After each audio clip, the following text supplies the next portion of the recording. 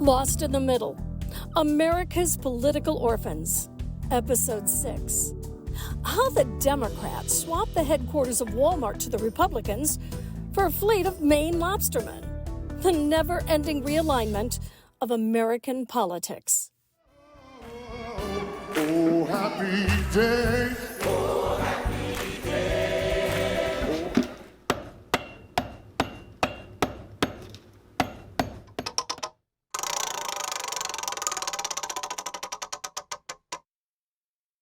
Well, I bet we have you totally confused in just the first 15 seconds.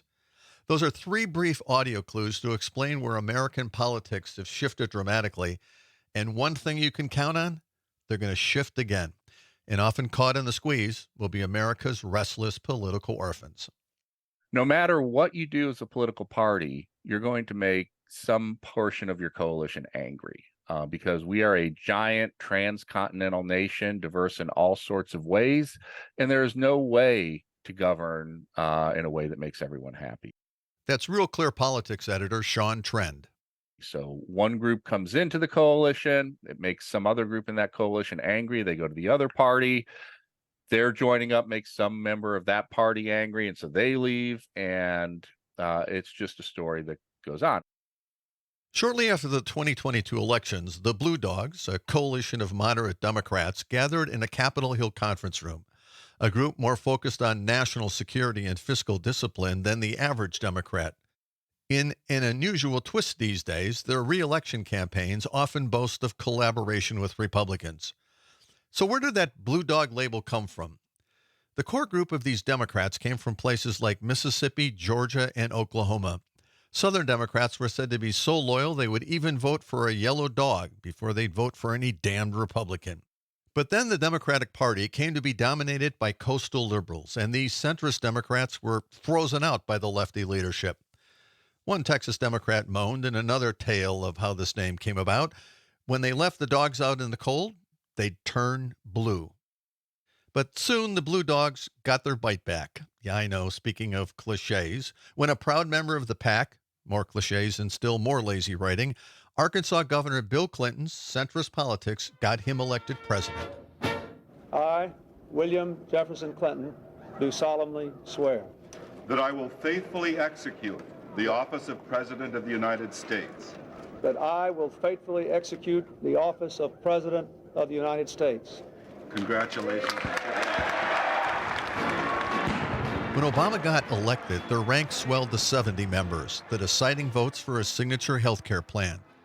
But by 2022, pummeled by progressives and Republicans, the once feisty bunch was anything but ferocious. So in that meeting in 2022, in a small conference room, they only needed a very small conference room because now there were just 13, not 70. The argument was about embracing a new name for the Majority Report radio show. The Blue Dog Caucus, which has traditionally been like sort of like the most conservative caucus in the Democrats, has fractured. Some of them, the women in this group, wanted to rebrand the Blue Dogs as the Common Sense Coalition because the Blue Dogs, that name sort of derived from when they were sort of more a little Dixiecratish. They weren't quite Dixiecrats, but they were pretty close. And apparently, like, sort of people still think of it as a Southern boys club. No. Historically, the Blue Dogs were Southern and were male, but now its leaders were from New York, Alaska, and Washington State. And now there were nearly as many women as men. How about the Common Sense Caucus they proposed? Well, how did that proposal go? Want to know why it's hard to get anything done in Washington? 6 people stormed out of the room to start their own organization, and 7 Blue Dogs were now left behind, lonely and proudly defiant. What the hell? You can't even get 13 people to stick together in Congress these days. When I was in Congress, the moderate Republicans were called the Tuesday Group, and we used to meet for lunch on Wednesday, which sort of tells you everything you need to know. If you're lost in the middle, imagine what it's like to try to represent the middle in today's Congress. Al Fromm knows something about the transformation in Congress. Along with Bill Clinton, he founded the centrist Democratic Leadership Coalition, which poof, has now all but vanished. At one point, if you looked at the most conservative Democrat, the most liberal Republican would have been much more liberal than the most conservative Democrat. Now, I think the most conservative Democrat is on the spectrum is much more liberal than the most liberal Republican. So essentially what you have is a more ideological parties. And that means politicians in the middle get squeezed out and voters in the middle feel ignored. Here's a Clinton campaign commercial celebrating the name of his hometown, Hope, Arkansas. I was born in a little town called Hope, Arkansas, 3 months after my father died. I remember that old two-story house where I lived with my grandparents. They had very limited incomes. There's a Main Street. There's a courthouse. It's just your typical small southern town. Hal Bass is a retired political science professor at OBU in Arkansas. Our high school team would play Hope, and I'd go down there for the high school ball games. And certainly Friday night is a big night in the fall in Hope. The town unites around the high school football team. It's, kind of like Cheers. Everybody knows your name. The interstate now runs through Hope, Arkansas, so it's grown a bunch since Bill Clinton's days. And when he ran for governor, his politics matched the state's perfectly, and the Arkansas congressional delegation. This was blue dog country here. If you were going to get elected, you had to show you were in sync with your constituents. Hope, Arkansas is about 8,500 people. George H. Bush's hometown, just about half that size. But if Clinton grew up in lower middle class, the Bushes lived much of the time in an oceanfront mansion in Kennebunkport, Maine. Here's the former president with Oprah Winfrey. Back in 1902, Mr. Walker, my grandfather, my namesake, built this house, and we love it. There's the 9-bedroom main house, a cluster of smaller guest cottages, a tennis court, and a pool. James Melchers, a professor at the University of Maine in Farmington. Kennebunkport used to be the quintessential Republican town. So the Bushes were very loved in the community. They'd been there for a long time. But Kennebunkport is not Maine. Kennebunkport is extremely wealthy. It's part of the old silk stocking, high education Republican kind of town. Main Street in Kennebunkport is more saltwater taffy than Tiffany's. The kind of place where you can buy gummy candy shaped like lobsters and one of those vacation t-shirts that makes you wonder 6 months later, why in the hell did I buy that thing? That's the sound on Main Street when the Bushes came back to the summer White House. The town and the tourists all showed up to wave. But now you're probably asking yourself, why this trip down memory lane? Because now we're going to tell you how the quintessential Yankee Republicans have all disappeared in New England. Case in point, Kennebunkport sits in York County, Maine. And in 2020, Joe Biden won the city and the county with 55%. That's right. George Bush could not get elected today in his own hometown. And as for Bill Clinton in Hope, Arkansas, well, here's his ideological soulmate, DNC founder Al Fromm. How frustrated is your old boss with the progressives? You mean President Clinton? Yeah. We talked a while ago and he said, I don't think I could win in Arkansas now. So it wouldn't be close, frankly. In 2016, Hillary Clinton got trounced. We can say ABC News can project that Donald Trump will win the state of Arkansas. 6 electoral votes there. Of course, as we said, Hillary Clinton was the first lady of Arkansas for many years, but that has been a Republican state in part because of the trend throughout the South, Democrats losing those working class whites. And in 2020, Trump won Arkansas with 62% of the vote. And in Clinton's home county, 66% of the vote. Oh, happy day. How did this all happen? Well, we have to talk about God and about religion first. The Republicans ripped the South from Democrats by leaning in heavily on evangelicals. And it started with someone who knew Kennebunkport very well, George W. Bush.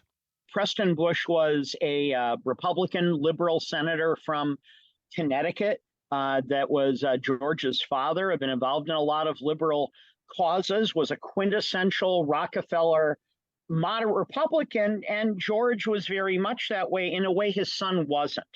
His son grasped populism more. He said, well, how are you different from your dad? And he says, my dad grew up in New England and I grew up in West Texas.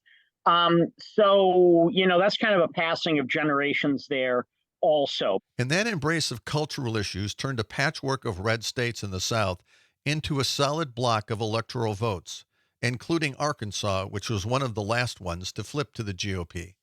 Hal Bass one more time. The cultural conservatism, I think, is largely a reflection of our abiding rural character. And it was the evangelical shift that I think largely accounts for that transformation. Yep, we're talking about you, New England. Peter Blute is a longtime Boston radio host and an old buddy from my days in Congress.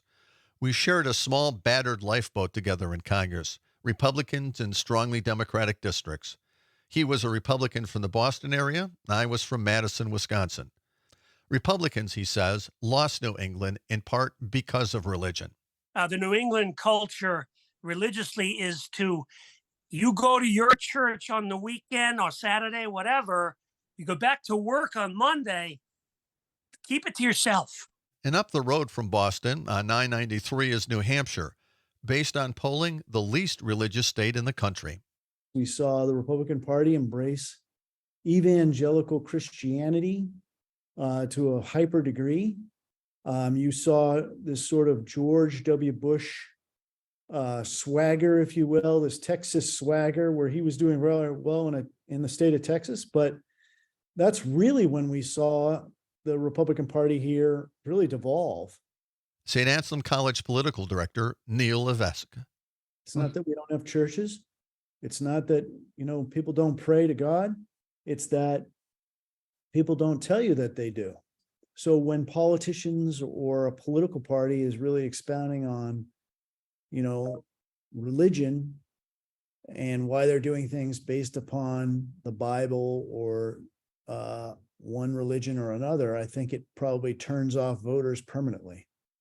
When George H. Bush was president, there were Republican members in the House in New England, in Massachusetts, New Hampshire, and Maine, Connecticut, even Vermont and Rhode Island. Today, there are zip, nada, not a single one. Democrats have fared slightly better in the South, but really not very much. And those who survive are not old school blue dogs, but largely black members of Congress elected in large cities. Republicans fared better in the South as its economy changed. In Arkansas, for example, in the Bill Clinton era, the state had little industry and its lifeblood was small towns and farming. Now there are national powerhouses here. Hal Bass. I think Northwest Arkansas in particular has blossomed economically, transformed. I described it earlier back in the post-war era as poor hill country folks. When you got people like Walmart, Sam Walton operating out of Bentonville, a major trucking concern, J.B. Hunt. You've got Tyson and poultry production. I think you've seen Arkansas's industrial and agriculture industrial sector being transformed, and again to the benefit of Republicans. And add in huge retirement communities with snowbirds fleeing the Midwest, and according to Hal, usually with a Republican bent. In New England, the story's a little more complicated, where in-migration has tilted it blue.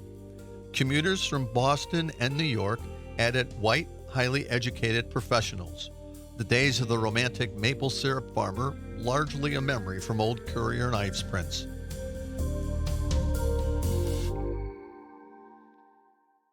This podcast is brought to you by the American Property Owners Alliance. Our country recognizes homeownership as one of the best ways to build wealth and stable communities. But over the years, support for homeownership has dwindled, and our leaders have lost sight of its value. We're working to change that. The American Property Owners Alliance is a nonprofit, nonpartisan organization that holds our leaders accountable to safeguard homeowners and communities. Visit propertyownersalliance.org to learn more and find out how you can join our efforts.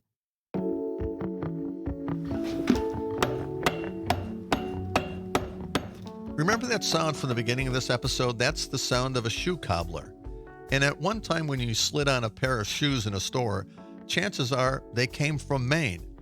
But free trade, linked in the minds of those workers with George H. Bush, destroyed those companies. A lot of northern New England got clobbered by free trade. The Cole Haan, especially shoes. We used to be one of the biggest shoe manufacturers anywhere. Cole Haan, gone. Bass, gone. You go down the list of those things. Now, here's where it gets even more complicated in Maine.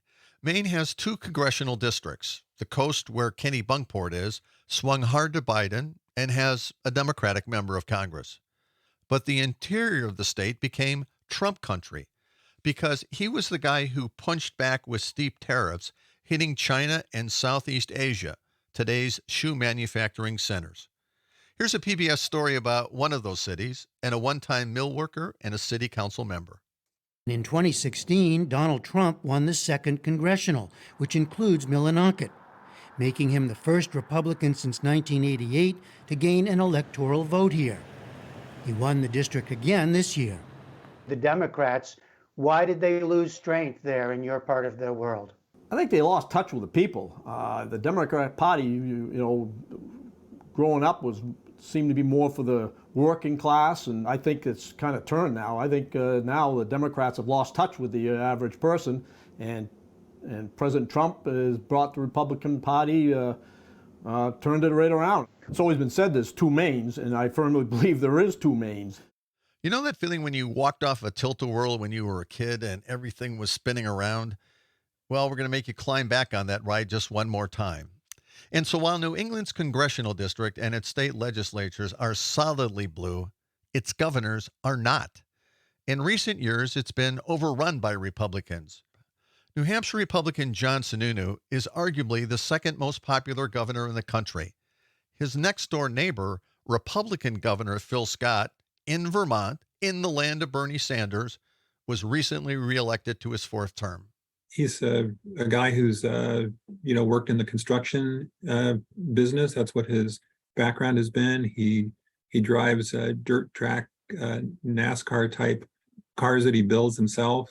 He's like a regular guy that people have known, and his family's been in the community for a long time.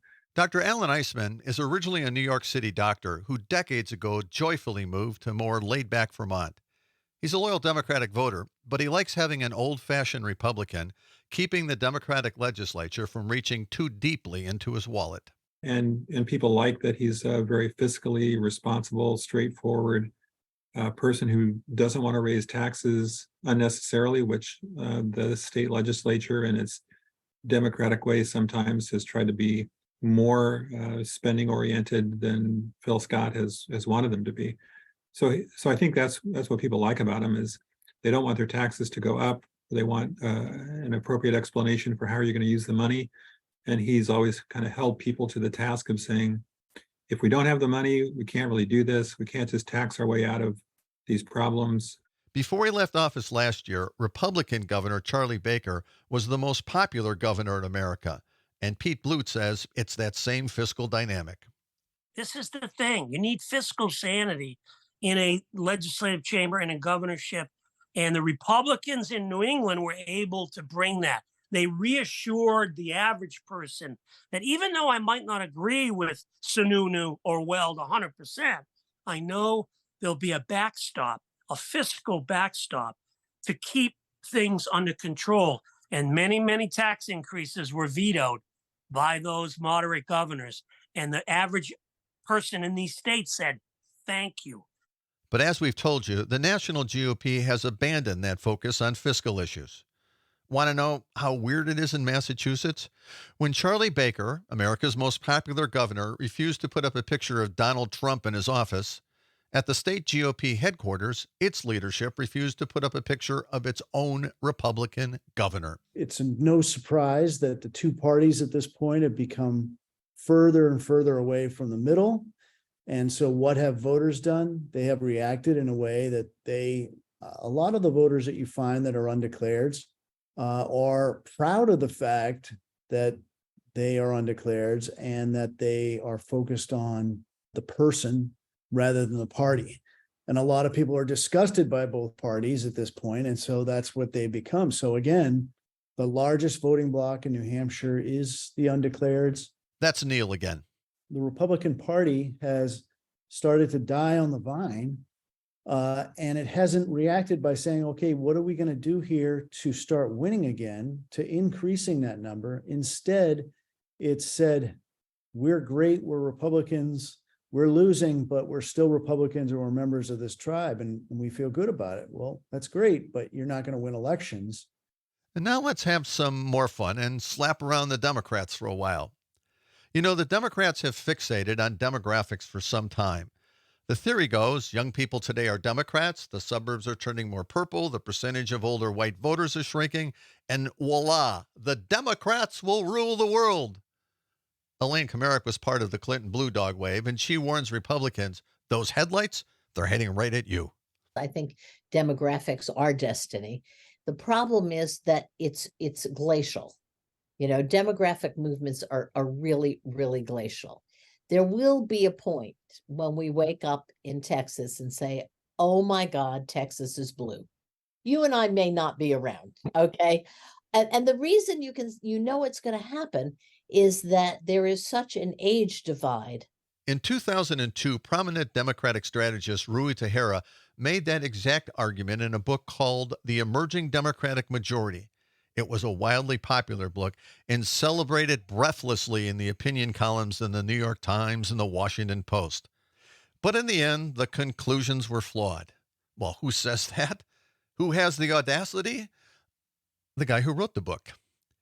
His models were based on the idea that Democrats would hold on to all the voting blocks it had in 2000, but it would capture, for example, the surge of Hispanic voters.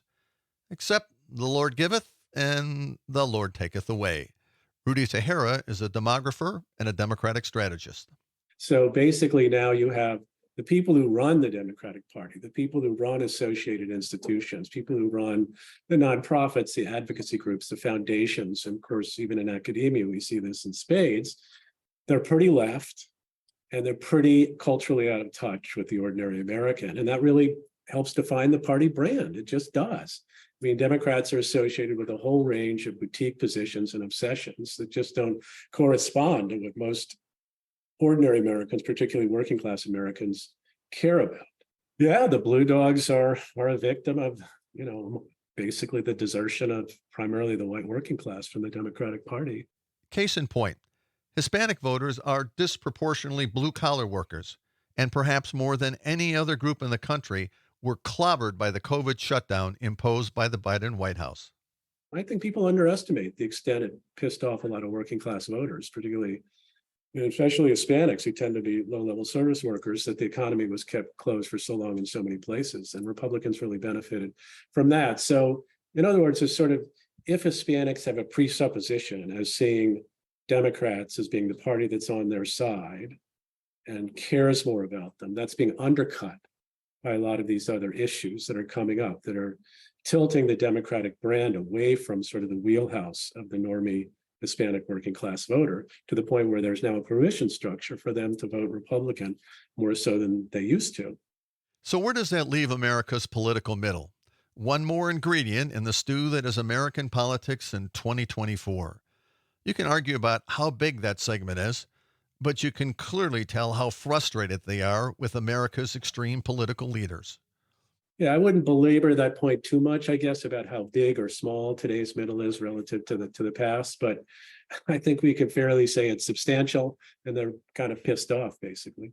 There's always been a middle that's felt dissatisfied, but they're now more dissatisfied, and it's a bigger political problem. It's a bigger problem for the country because of the way the parties have become so polarized and their inability to address some of the issues that Americans care most about, and to be more in the sort of cultural center. We're told it frustrates former President Bill Clinton because his whole campaign and his entire congressional strategy was based on straddling the middle. But there's not much room for it in national politics these days. Here's the one-time leader of his posse, Al Fromm, one more time. I'm sure he's concerned about it because he understands that, to win, Democrats have to, and to hold the Congress, we have to win in districts that would ordinarily go Republican. And you do that by winning swing voters who are in the center, and you can't do it if you take progressive positions. I think the Republican moderates face they even probably face a more difficult problem than the conservative Democrats. By now you're wondering, wasn't there a third clue? Let me see, there was the gospel singers, then there was a Maine cobbler, and wasn't there a third? Here it is now. That's the spinning wheel on a game show. No one knows where it's going to land. Not Vanna on Wheel of Fortune, not on a Midway Carnival, and not in American politics. We can only tell you it never stops spinning. And the lost middle, bewildered as always, frustrated with the extremes, just now more so than ever before. So take away one lesson from these stories. Anyone who tells you how people in California, in Mississippi, in Montana, in Nebraska, in Pennsylvania will vote 20 years from now, they really don't have a clue. It's just a story that goes on. As a matter of fact, a big picture thing to keep in mind is that if you go back to the 1850s, to the founding of the Republican Party, the parties have won the presidency exactly 50% of the time. It's almost as if our elections are governed by coin flips. And the reason is that you just cannot create a dominant party in this country because we're so diverse. There's so many factions. It's just always going to balance out in the long run. So if the political chaos around you makes you feel frustrated by the current political zeitgeist, if you're part of America's bewildered 71 million common sense voters, you can count on one thing in American politics. The headwinds are always shifting. So hang on tight to your principles. They're soon going to shift around and be at your back. And if when you're running, it seems the wind is always in your face, just keep on running, 'cause the wind is bound to change. Hold on with all your strength. Here's the team behind Lost in the Middle. Executive producer Jeff Mayers. Producer Todd Elbaugh. Creative team Claudia Luz and Tony Wood. Edited by Aaron Zummers. Music by Brett Williams. Production at Civic Media. And a quick thanks to our partners at the American Property Owners Alliance. If you like this episode of Lost in the Middle, please remember to subscribe to our podcast. And if you enjoyed it, please tell your friends and pals. Keep on dancing with the one who brought you, and keep running, 'cause the wind is bound to change.